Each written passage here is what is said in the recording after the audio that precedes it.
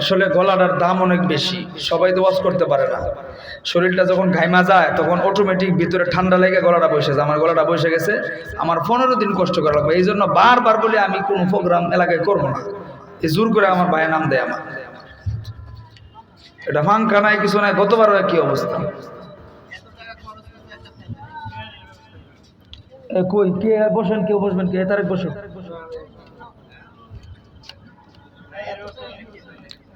বসুন আপনি বসে কথা বলেন। আসসালামু আলাইকুম ওয়া রাহমাতুল্লাহি ওয়া বারাকাতুহু। মুসলমান ভাইরা আমার, আল্লাহর নবীর সামনে জিবরাইল চোখের পানি ফেলে কান্দে। আল্লাহর নবী ডাক দিয়ে কই, জিবরাইল তুমি কেন কান্দো, তোমার কান্নার কারণটা? জিবরাইল কান্দে আর কোন নবীজি আমার তো দুনিয়াতে আসার, ওহিনে আসার দরজা বন্ধ হয়ে গেছে, আজকের পর আর কোনদিন আমার আশা হবে না। আল্লাহর নবী চোখের পানি ফেলায় কান্দে।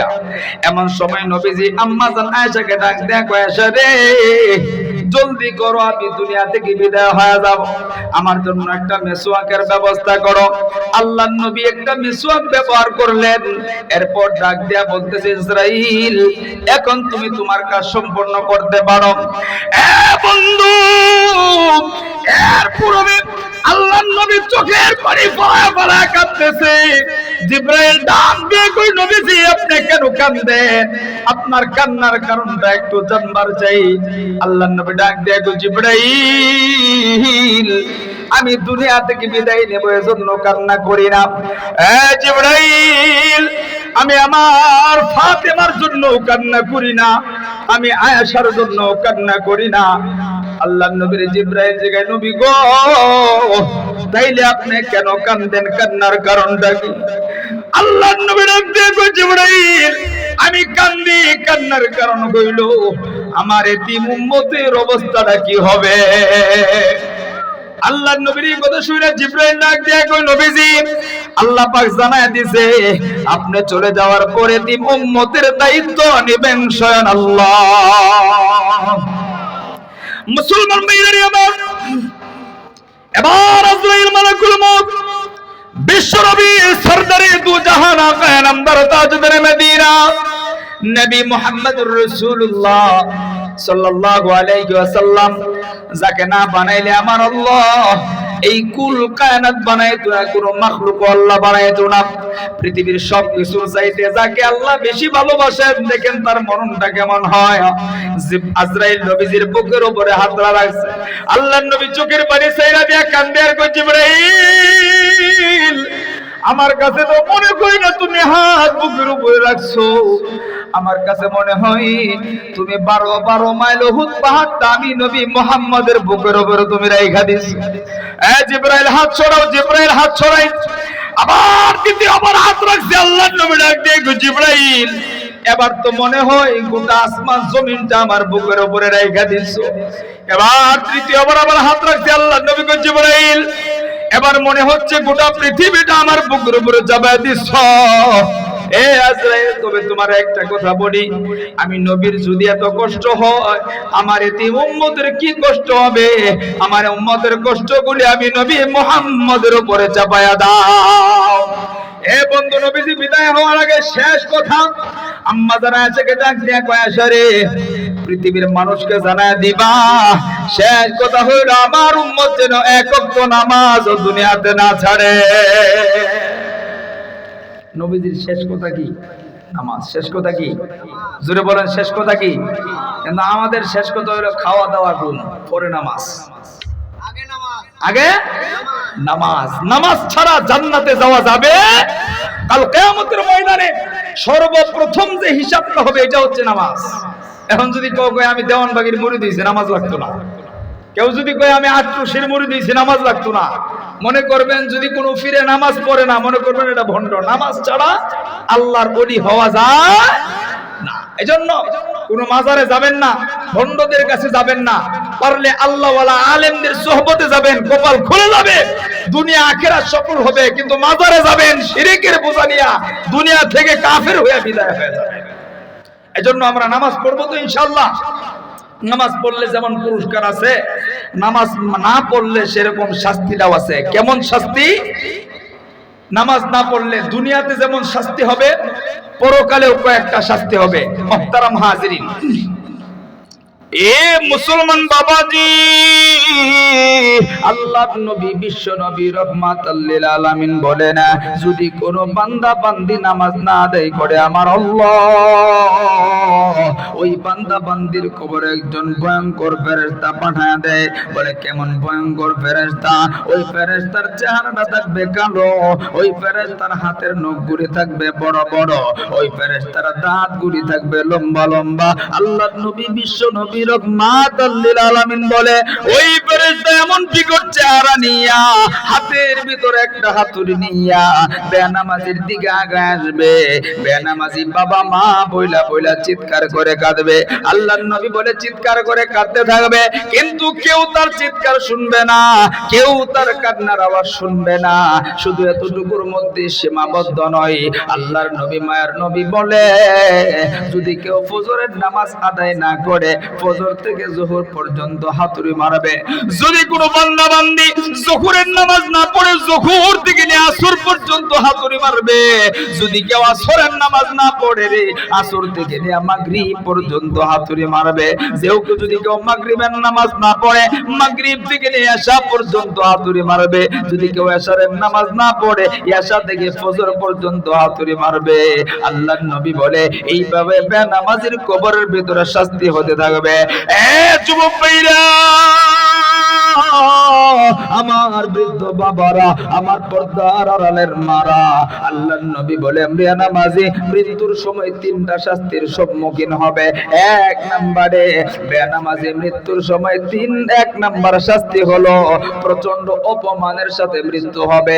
এজন্য নজর করে দেখবেন, সমাজের কোন বেনামাজি মানুষ যখন মারা যায় মৃত্যুর সময় পেশাব পায়খানা করে দেয়, অনেক সময় চেহারাটা কালো হয়ে যায়। এমন ভাবে মৃত্যুবরণ করে তার চেহারার দিকে আর তাকানো যায় না। মানুষ বলে চেহারাটা কেমন যেন হয়ে গেছে। আল্লাহর নবী বলে বেনামাজি মৃত্যুর সময় দ্বিতীয় নাম্বার শাস্তি প্রচন্ড ক্ষুধার্ত অবস্থায় মৃত্যুবরণ করবে। আল্লাহর নবী বলে তৃতীয় এমন ক্ষুধার্ত অবস্থায় দিনের সব খাবার যদি তার সামনে হাজির করা হয়, সমস্ত খাবার সব খাবার খেলেও বুঝি তার পেটের ক্ষুধা মিটবে না। আল্লাহর নবী বলে বেনামাজির তৃতীয় নাম্বার শাস্তি হইল এমন পিপাসা অবস্থায় মৃত্যুবরণ করবে, গোটা পৃথিবীর সব পানি যদি তার গলায় ঢেলে দেয় এরপরেও তার পানির পিপাসা মিটবে না। আল্লাহর নবী বলে বেনামাজির কবরে তিনটা শাস্তি হবে। যুবক ভাইরা, শুধু এতটুকুর মধ্যেই সীমাবদ্ধ নয়, আল্লাহর নবী বলে বেনামাজির কবরে আরো তিনটা শাস্তি হবে। এক নাম্বার, কবরটা সংকীর্ণ করে দেওয়া হবে। আল্লাহর নবী হাদিস শরীফে দেখা দিয়েছে, এমন জোরে একটা চাপ দিবে এক পাজরের হাড্ডিটা ভাইঙা চূর্ণ বিচূর্ণ হয়ে আরেক পাজরের ভিতরে ঢুইকা যাবে। যুবক ভাইরা, বৃদ্ধ বাবারা, একটু ঠান্ডা মাথায় চিন্তা করে দেখেন না, আমি কোন দুনিয়ার বানানো গল্প বলতেছি না, আল্লাহর নবীর হাদিস থেকে কথাগুলি বলছি। আল্লাহর নবী বলে এমন জোরে একটা চাপ দিবে এক পাজরের হাড্ডিটা ভাইঙা চূর্ণ বিচূর্ণ হইয়া আরেক পাজরের ভিতরে ঢুইকা যাবে। যুবক ভাইরা, বৃদ্ধরা, একটু চিন্তা করে দেখেন না, ওই আযাবকে আমি আপনি সহ্য করতে পারবো না? একটু ঠান্ডা মাথায় চিন্তা করে দেখেন না, ওই কবরের চাপ যদি আমার আপনার কবরে এসে যায় আমি আপনি কোনোদিন সহ্য করতে পারবো না। আল্লাহর নবী বলে দ্বিতীয় নাম্বার শাস্তি, আমার আপনার কবরের ভিতরে আমার আল্লাহ জাহান্নামের আগুনগুলি জ্বালায় দিবে। বন্ধু, কেমন জাহান্নামের আগুন জ্বালাবে একটু চিন্তা করে দেখেন। বাড়িতে যায় মোমবাতি জ্বালাইয়া নাইলে মেসলাইট জ্বালাইয়া আঙুলটা এভাবে ধরে দেখবো, আমি আপনি কি আগুন সহ্য করতে পারবো নি? আমার তো মনে হয় আমি আপনি কোনোদিন আগুন সহ্য করতে পারবো না।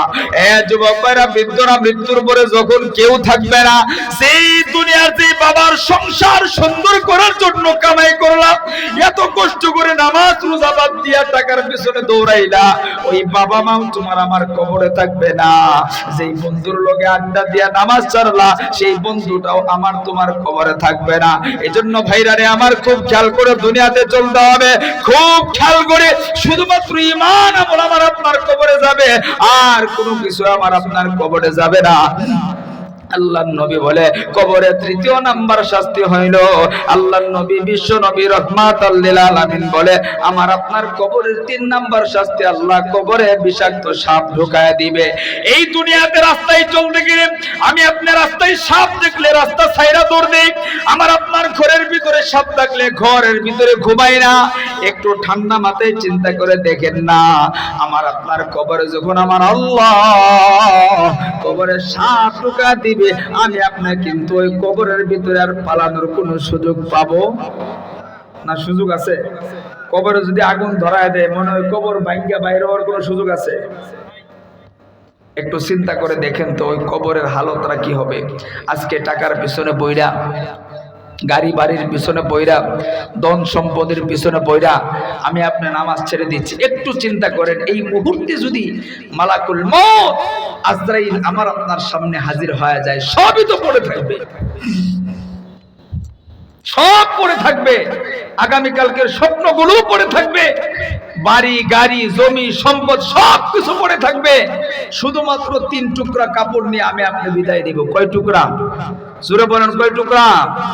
যেতে হবে খালি হাতে, যেতে হবে খালি হাতে, সঙ্গে কিছুই যাবে না, 3.5 হাত জায়গা পাবি, পাবি না রে বিছানা, 3.5 হাত জায়গা পাবি, পাবি না রে বিছানা। যেতে হবে খালি হাতে, যেতে হবে খালি হাতে, সঙ্গে কিছুই যাবে না, 3.5 হাত জায়গা পাবি, পাবি না রে বিছানা, 3.5 হাত জায়গা পাবি, পাবি না রে বিছানা। আজকে তুমি যাদের লাগি শুধুই পাগল পারা, যেতে হবে একা একা, কেউ যাবে না তারা। আজকে তুমি যাদের লাগি শুধুই পাগল পারা, যেতে হবে একা একা, কেউ যাবে না তারা। ছাড়তে হবে মায়ার বন্ধন, ছাড়তে হবে মায়ার বন্ধন, সাদের বালাখানা, 3.5 হাত জায়গা পাবি, পাবি না রে বিছানা, 3.5 হাত জায়গা পাবি, পাবি না রে বিছানা। যেতে হবে খালি হাতে, যেতে হবে খালি হাতে, সঙ্গে কিছুই যাবে না, 3.5 হাত জায়গা পাবি, পাবি না রে বিছানা, 3.5 হাত জায়গা পাবি, পাবি না রে বিছানা। 3 দিনেরই বাহাদুরি শুধুই বালুর বাদ, ফুরিয়ে এলে বাতাসটুকু মিটবে যে তোর স্বাদ। 3 দিনেরই বাহাদুরি শুধুই বালুর বাদ, ফুরিয়ে এলে বাতাসটুকু মিটবে যে তোর স্বাদ। ক্ষমতার ওই দাপট দিয়ে, ক্ষমতার ওই দাপট দিয়ে টিকে থাকা যাবে না, 3.5 হাত জায়গা পাবি, পাবি না রে বিছানা, 3.5 হাত জায়গা পাবি, পাবি না রে বিছানা। কথা বলেন ঠিক কিনা? কিনা? সইবিহারার পালকি যেদিন আসবে তোর ধারে, বন্ধু বান্ধব আপন যারা কাঁদবে যারে যারে। সইবিহারার পালকি যেদিন আসবে তোর ধারে, বন্ধু বান্ধব আপন যারা কাঁদবে যারে যারে। নতুন দেশের যাত্রী গতে, নতুন দেশের যাত্রী গবে সাজের নতুন সাজনা। 3.5 হাত জায়গা পাবি, পাবি না রে বিছানা। 3.5 হাত জায়গা পাবি, পাবি না রে বিছানা। যেতে হবে খালি হাতে, যেতে হবে খালি হাতে, সঙ্গে কিছুই যাবে না। 3.5 হাত জায়গা পাবি, পাবি না রে বিছানা। 3.5 হাত জায়গা পাবি, পাবি না রে বিছানা। কথা বলেন ঠিক কিনা? না না না, সময় নেই, শেষ করে দেব। কেউ বসেন। আমরা আসলে গলাটার দাম অনেক বেশি, সবাই তো ওয়াজ করতে পারে না। শরীরটা যখন ঘাইমা যায় তখন অটোমেটিক ভিতরে ঠান্ডা লেগে গলাটা বসে যায়। আমার গলাটা বসে গেছে, আমার 15 দিন কষ্ট করা লাগবে। এই জন্য বারবার বলে আমি কোনো প্রোগ্রাম এলাকায় করবো না। এই জোর করে আমার ভাইয়ের নাম দেয় আমার, এটা ফাঙ্কা নাই কিছু নাই। গতবারও একই অবস্থা। কই কে বসেন? কেউ বসবেন? কে তারেক বসে?